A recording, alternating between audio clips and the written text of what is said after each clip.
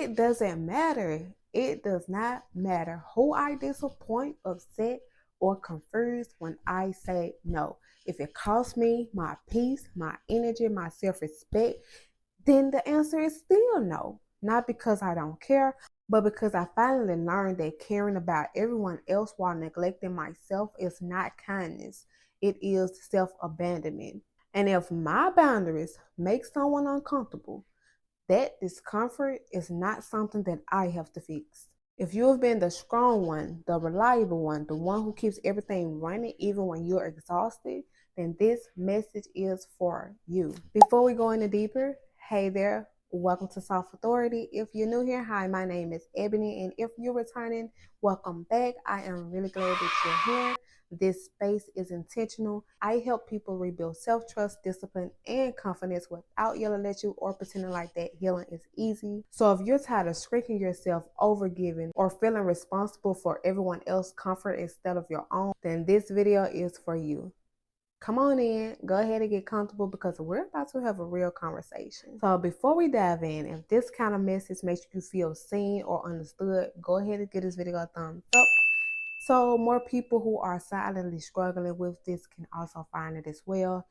Make sure you subscribe and stay connected with me if you're into calm, grounded guidance on becoming stronger without becoming cold-hearted. And if you're done abandoning yourself to keep the peace, make sure you type "I choose me" in the comments, not as rebellion, but as restoration. Now let's get into it.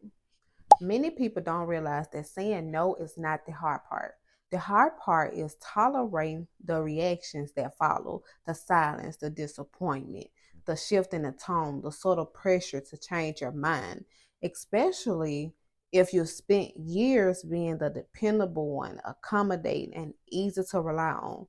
People build expectations around that version of you. So when you change it, it feels like you broke an unspoken agreement. But here's the truth. Agreements that require you to disappear are not agreements worth keeping.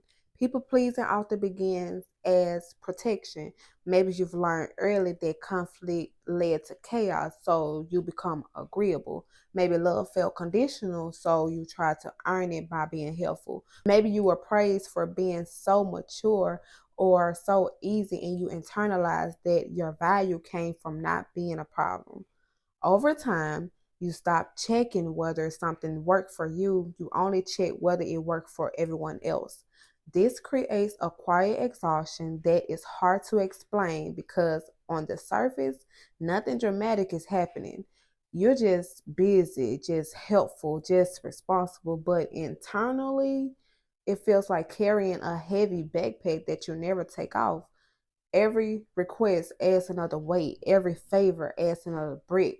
And because you're strong, you keep walking until your body, your mood, your spirit just starts to break down under the load. One of the most liberating realizations is that you are not required to set yourself on fire to keep others warm. Compassion does not demand self destruction. Healthy love does not require constant sacrifice. And maturity is not measured by how much discomfort you can tolerate silently.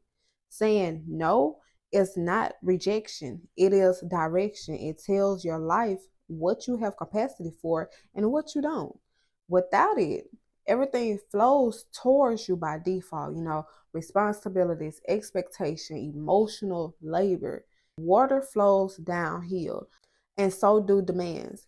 If you don't create boundaries, you become the path of least resistance.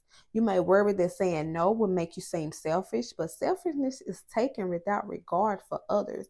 Boundaries are simply refusing to give what you cannot sustain. There is a difference between being unwilling and being unable. A wise person learns to distinguish between the two. Now, you might also fear of losing people, and yes, some dynamics will change. People who benefited from unlimited access may struggle when that access becomes limited. But relationships that depend on your exhaustion are not stable relationships, they are arrangements. True connections adapts to growth. It respects your humanity, not just your usefulness. Another important truth is that you are not responsible for managing everyone else's emotional experience. Adults are capable of feeling disappointed. They're capable of feeling frustrated, confused without collapsing. When you try to rush to fix every uncomfortable reaction, you unintentionally teach people that your boundaries are negotiable. Calm resistance teaches them otherwise. If this is resonating, pause for a moment. Take a breath.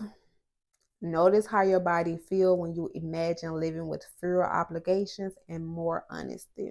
That sense of relief is not selfishness. It is your nervous system recognizing safety.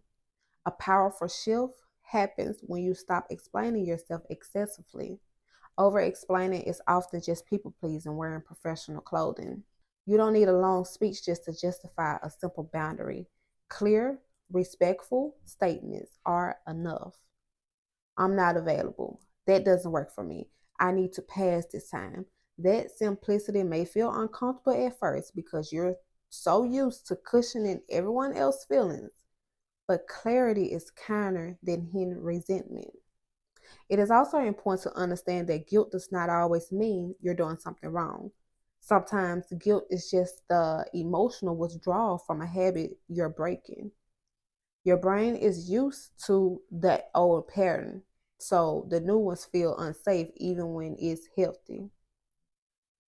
You can care deeply about people without carrying them. You can support others without solving everything, and you can love someone and still say no.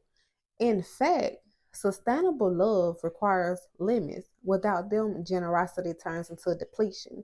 If you spent years being the dependable one, you may not even know what you want anymore. You're so used to scanning for everyone else's needs that your own preference feels blurry. But that's okay. That's okay. Rediscovering yourself is part of the process. You start small. Notice what energizes you, what drains you. Notice where you feel peace and where you feel tension. Your body often knows before your mind admits it. Now, as you practice this, you may become quieter, calmer, less reactive, not because you stop caring, but because you stop overextending. Peace has a different rhythm than people pleasing. It moves slower and steadier. Now, if this message is helping you, share it with someone who gives a little too much and never asks for anything back. I've been here. Make sure you subscribe if you want more guidance on rebuilding self trust and emotional strength in a calm, grounded way. And if you're ready to start honoring your limits without apology, type no more shrinking in the comments. Let that be your quiet commitment. Now, here's what I want you to remember: saying no is not about pushing people away, it's about putting yourself back into your own life. It's about showing up as a whole person instead of a constantly depleted one. The goal is not to become distant or cold hearted. The goal is to become honest, steady, and sustainable. You don't have to earn your rest. You don't have to justify your needs. And you don't have to prove your worth through exhaustion. Your presence is valuable even when you're not performing, fixing, or rescuing. When you begin living this way, something beautiful happens. The right people relax around you because they know you are genuine. The wrong pressures fades because they no longer find an easy entry point.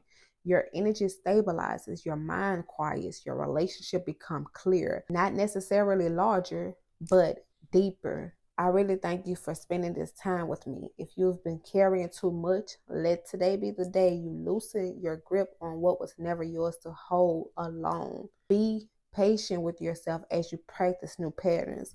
You're not losing your kindness, you are refining it.